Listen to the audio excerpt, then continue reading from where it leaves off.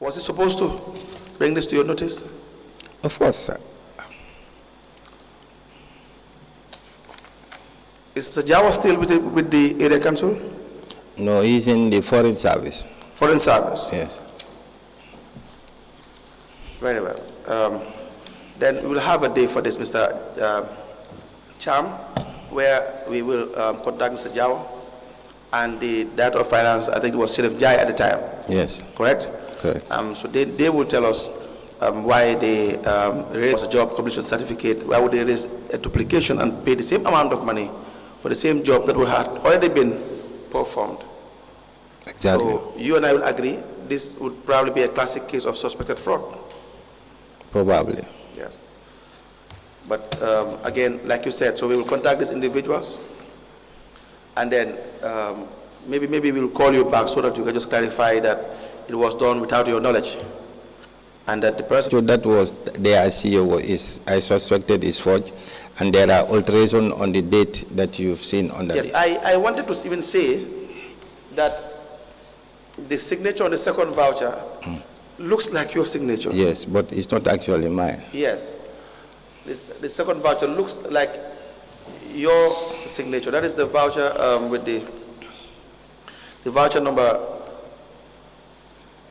PV190246. Exactly. Is the one endorsed by your deputy. You see that it appears to be your signature, but there seems to be differences. And there's an alteration on the date under the signature as well. The person wrote a date and also adjusted the date. There's also an alteration of the date. Let us show the commissioners what we are referring to. It was duly and properly raised by Mr. Cham. The one he suspects had been altered is voucher number 190245. Sorry, 190246.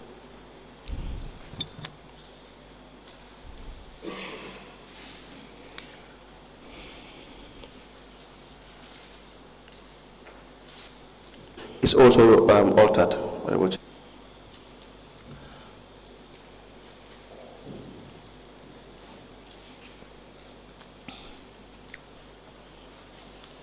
Let me just ask Mr. Cham a question.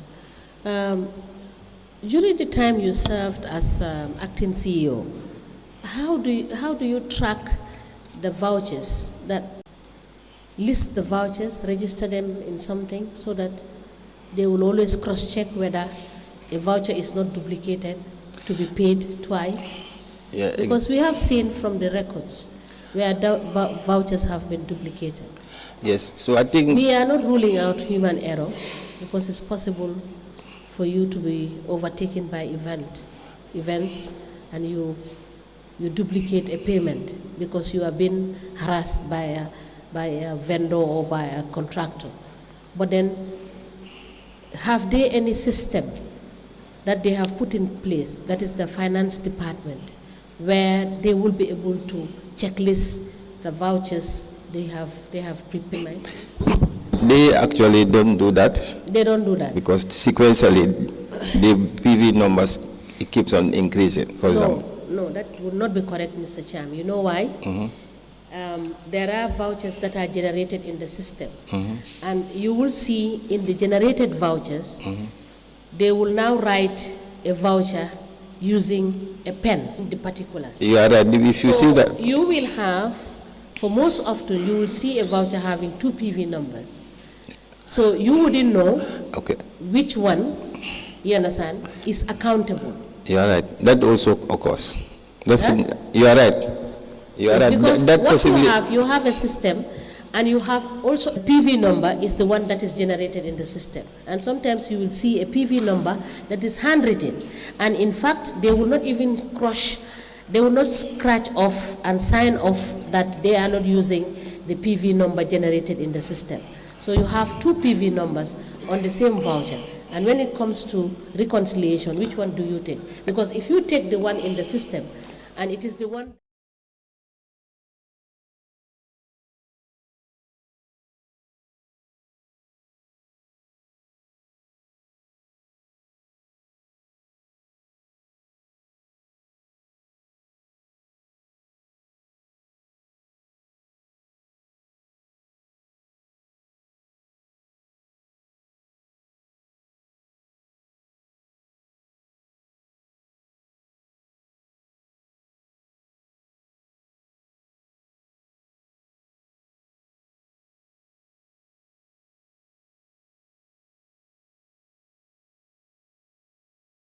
deliberately allowed it to happen.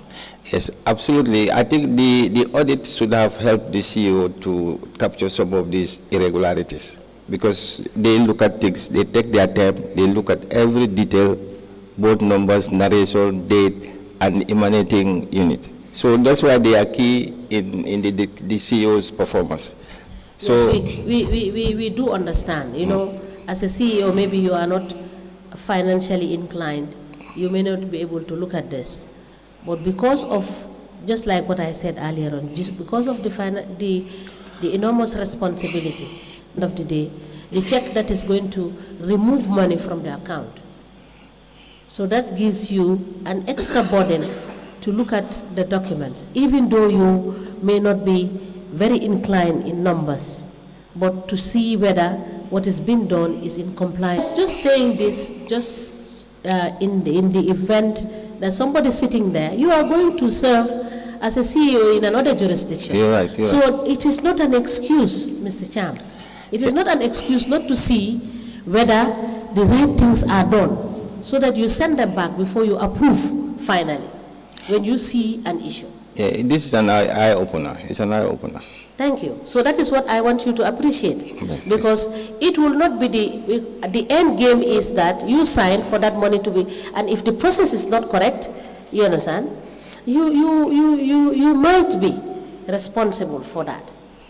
I so understand. in the event that you want to avert that kind of situation, you look at what the financial manual is telling you, and you work within that parameters. Thank you. Thank you. Council, you may proceed.